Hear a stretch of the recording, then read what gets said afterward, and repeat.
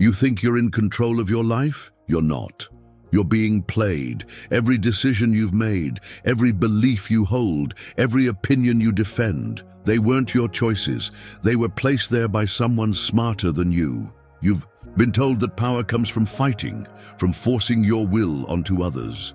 That's a lie. The real game is far quieter. It's hidden in plain sight. And the best manipulators don't shout. They whisper, they don't demand, they nudge. The man who understood this more than anyone, Machiavelli, he saw that the world wasn't full of equals. It was full of predators and prey. And most people, they're just sheep waiting to be herded. But what if you weren't the one being controlled? What if you held the strings and the world moved without even knowing you pulled them? What if you could walk into any room and make everyone there think they were in charge when, in reality, you were?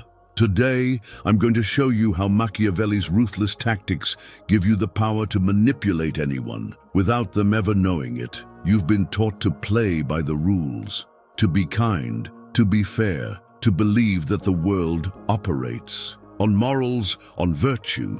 But those rules, they were never meant for you to win. They were meant to keep you weak, to keep you playing someone else's game. Be good, they say. Be fair.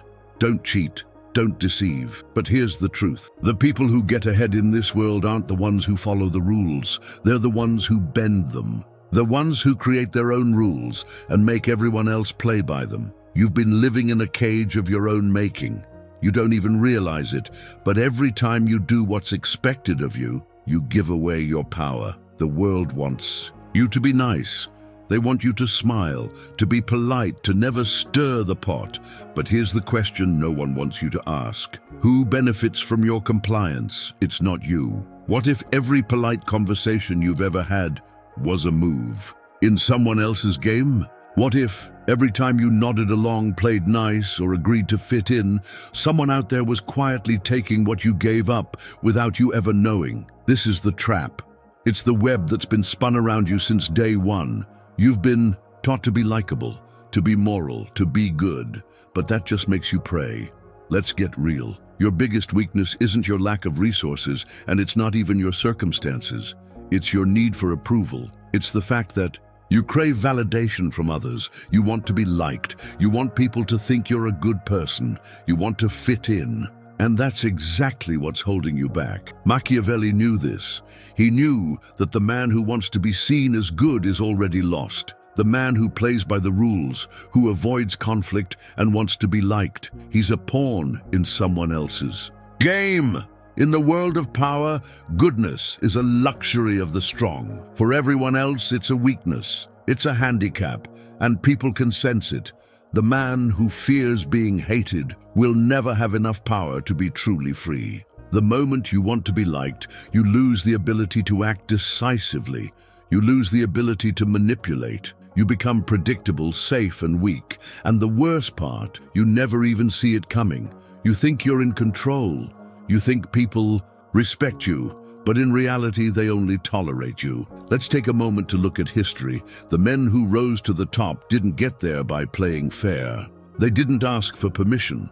They didn't waste time worrying about being liked. They played dirty, and they thrived. Think about Julius Caesar. He was the epitome of power, a brilliant strategist, a charismatic leader, and yet the man who helped him rise was his own friend, Brutus, the man Caesar trusted, the man who swore loyalty to him. And what did Brutus do when Caesar was at the height of his power?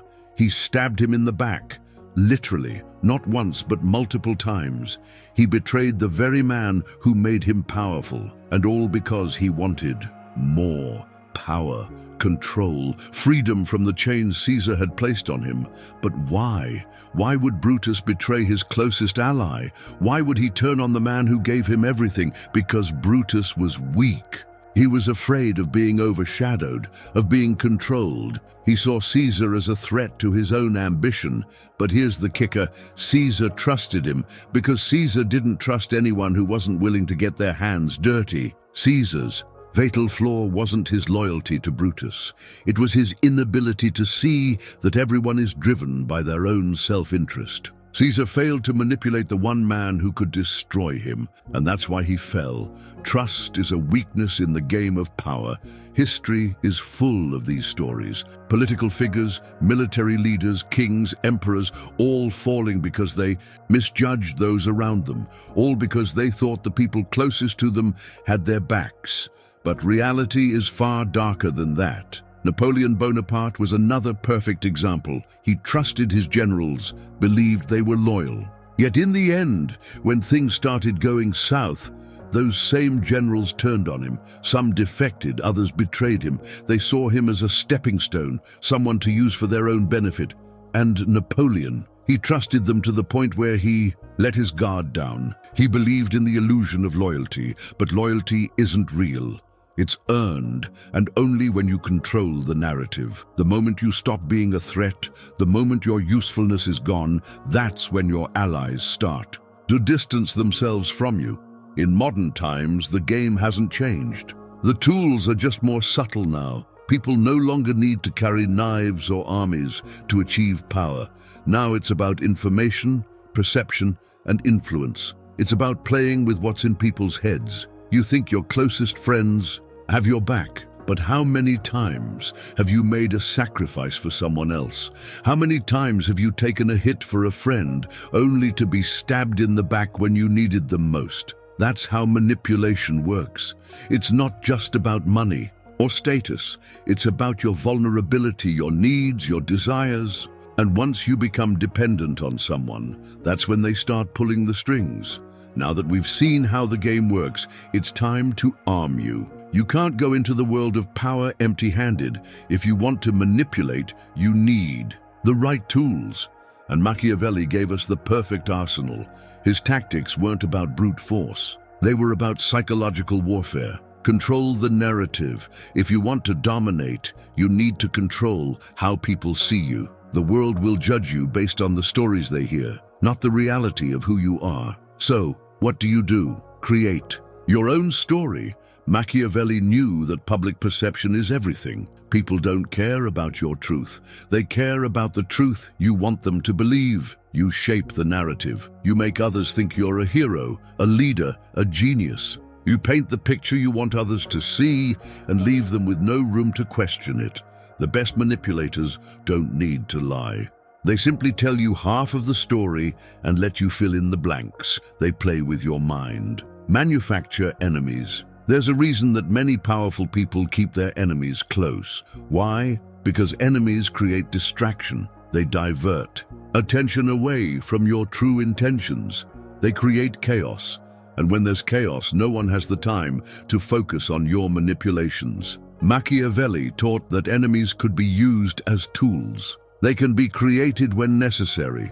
When you need to rally support, you don't need to fight an actual battle. You need a target. Create an enemy, and suddenly you've got people on your side, rallying to fight the cause. They'll follow you blindly just to destroy what you've pointed out as a threat. And you control that threat. Be a mirror. Machiavelli was a master at reflection. He didn't just lead, he mirrored the emotions of others. Want someone to trust you? Reflect their own desires back at them. Want them to act in your favor? Mirror their fears, their needs, their dreams. This isn't just manipulation, it's psychological symbiosis. People will connect with you, not because of who you are, but because they see what they want to see in you. Let's say you want someone to follow you. What do? You listen, you observe, you figure out what they want, then you reflect it back at them with a slight twist, just enough to make them believe they need you to get it. It's simple. You give them what they want, and you take control. This is where most people get it wrong. They think manipulation requires force, threats, and aggression. It doesn't. It's a game of psychology, of subtle influence. The people who rise to the top are the ones who play this game silently, who weave their webs without ever showing their hand. And now you have the tools to play. To manipulate, you must sacrifice something, your integrity. Power doesn't come to those who try to play fair or moral. It's claimed by the ruthless. Machiavelli knew that to reach the top, you must be willing to give up your sense of goodness. The truly powerful never hesitate to discard ethics when they stand in the way of their goal. Think about Alexander the Great. He conquered the world with brutality, not kindness. Here's the harsh truth. The more you cling to being good, the more you'll fail. The people who thrive are the ones who leave their morality behind, seeing only the goal. Don't hold back, don't make excuses. Mastering power means hiding it. People who dominate never show their true intentions. If others can see your moves, they'll stop you. Machiavelli was all about secrecy. Keep your cards close. Always stay 2 steps ahead. Make others feel small so they'll rely on you. The more they need you, the more control you have. Never stop. Never let down your guard. If you hesitate, someone else will take your position. You've learned the rules. Now, the question is, will you play this game with everything you've got, or will you stay passive and get left behind? You can't. Sit on the sidelines and expect success. The ruthless rise by bending the world to their will. The weak watch from below. Will you be the one who's feared and respected, or will you stay stuck waiting for approval? The time to act is now. Take control or fall behind. You have the tools. You know the tactics. Now it's time to act. Will you manipulate, deceive, and rise? Or will you stay weak, waiting for someone to hand you power? The game has already started. Will you play to win or get left behind?